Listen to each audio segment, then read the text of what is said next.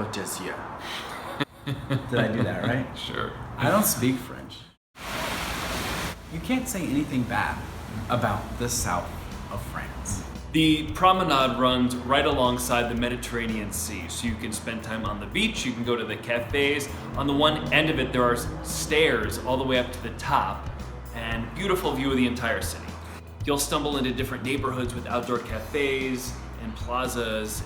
Nice is a great starting point for all kinds of day trips. Yeah, especially if you want to travel up and around and all along, up and down, up and around, all around the Côte d'Azur.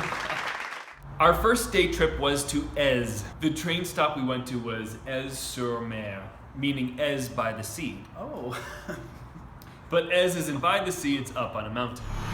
It's beautiful. It's really, really beautiful, but it is a little bit of a hike. And I can imagine if you go during the summer or the spring when it's a little bit warmer, that could really be a challenging hike. Huffing and puffing and sweating, trying to get up to Aise. And it was definitely worth it. It is a really cool little medieval town. It's all stone, it's winding, narrow paths through there, but you'll find all kinds of stuff.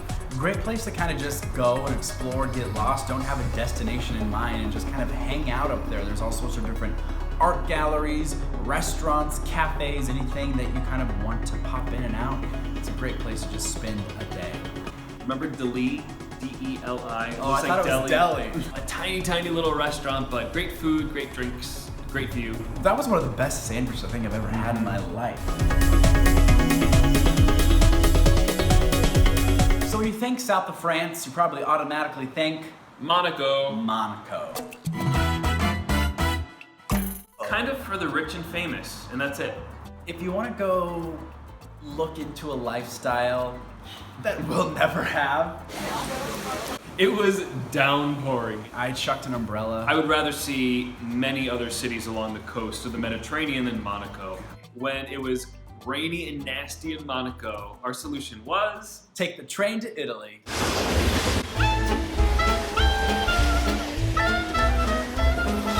We went to a town called, I'm going to pronounce it wrong, in both French and Italian.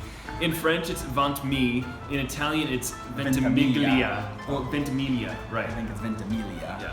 Found this little tiny restaurant. I can't remember the name of what it was called.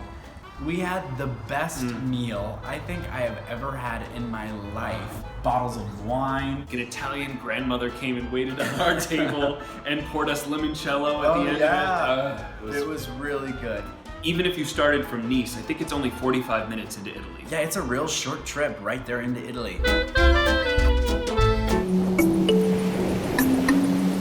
When it's summertime and hot, Antibes is a great place to go sit on the beach for the day. You can walk within just a few feet of some of the most expensive yachts in the world. It's really cool to see. There's a lot of cafes. There is the Picasso Museum. He lived in this huge old castle for a couple years.